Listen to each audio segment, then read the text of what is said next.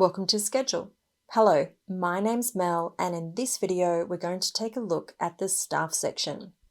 Click on the All Staff option in the navigation menu to view all staff in your account. These include the staff associated with your company as well as those linked to contractors. To add a new staff member, simply click the Add New button at the top right of the page. When we open a staff member profile, on the left-hand side there's the staff status. By default, this is set to active. However, you can make a staff member inactive if you no longer want to have them available for rostering. Below, we have the staff photo, name, and the company they're associated with. Continuing below, you'll find the primary license on file, as well as its expiry date if applicable. And finally, you'll see there's a few tabs with options to help you manage your staff efficiently. Let's go one by one. The first tab is called General Information. And here you can add the staff member details, including name, email, and company. Each staff member requires a unique email address to log into their account via the mobile app or the web browser. However, you might choose to disable the email field to prevent publishing shifts for staff members linked to a contractor. Moving on, you have the Staff Manager field. This is the main point of contact for that staff member. The staff manager will receive all automated communications from the system related to this staff member, such as when they decline a shift, when they don't sign in or don't sign in on time, and when they sign off, etc.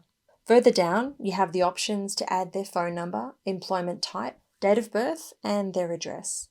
Lastly, you have a section to enter the details of their preferred emergency contact. The next tab is called Availability. And here you can select the weekdays that a staff member is available to work. By default, the All Days option will be selected. The next tab is called Licenses and Qualifications. Here you can enter the staff licensing details as well as any other relevant training they might have completed. You can also upload a digital copy of their license or certification for future reference. Moving on, we have the Service Levels tab. You can use this tab to restrict the type of work a staff member can be assigned to.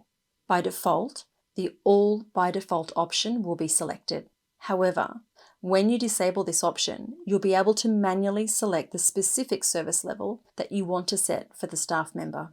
To do this, simply select the service levels from the list, then use the arrow in the middle to move them to the box on the right and click Save Changes. The next tab is called Clients and Locations, and it works similarly to the Service Levels tab. By default, staff can be rostered to any location. However, when you disable this option, you'll see a list of your clients and locations. Just select any of the locations the staff member will be available to work, then move those selections to the box on the right and click the Save button. Alternatively, you can choose to block a staff member from working at a specific location.